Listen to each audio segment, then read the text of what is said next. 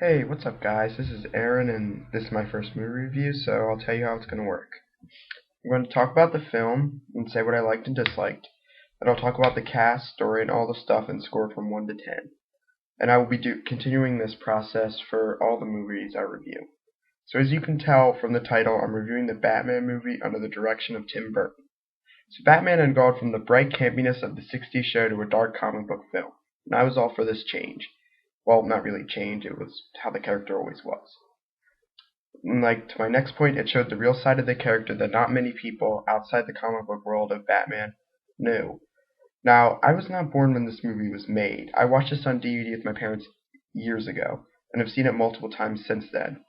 First off, with the cast, we have Michael Keaton as Batman, which apparently nobody really was for and complained about because they saw him only as a comedic actor, but they were wrong, and he blew my expectations. I didn't particularly want him or by want I mean like him as Bruce Wayne, but as Batman he was pretty good. To this day, he's the only Batman who could smile and still look intimidating. Now, I still prefer Christian Bale, but Keaton's pretty good as well. He barely talked and just kicked people's asses, and it was great. Next, we have Jack Nicholson as the Joker, and I'm not even sure if he's aware he was being filmed, because he was totally just being Jack Nicholson. That's how good he was as the Joker. He was hilarious, creepy, and brought this movie up a few good pecks. The side cast like Kim Basinger, Michael Gough, and they were all good. They definitely balanced the movie well and brought something to the table. So the story. After the death of Bruce Wayne's parents, Bruce Wayne takes crime into his own hands as Batman, a mysterious character to all of Gotham. Batman meets his real challenge when Jack Napier falls into a chemical acid and becomes the Joker.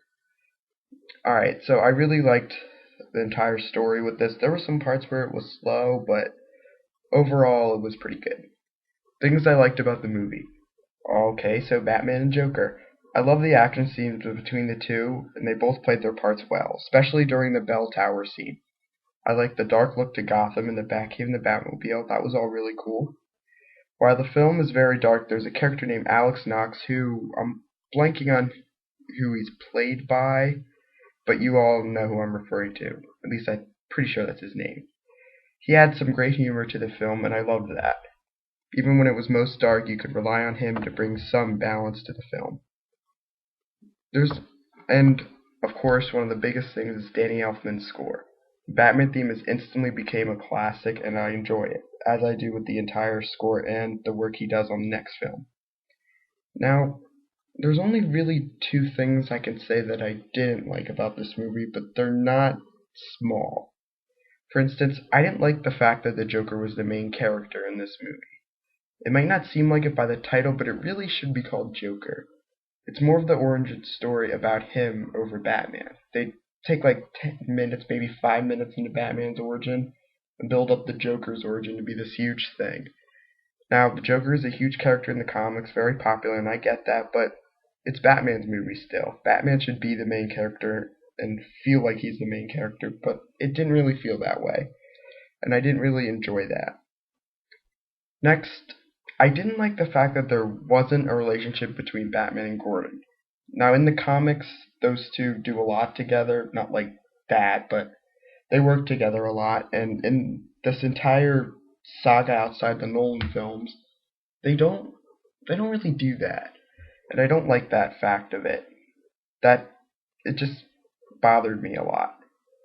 So, I give this movie a 7 out of 10.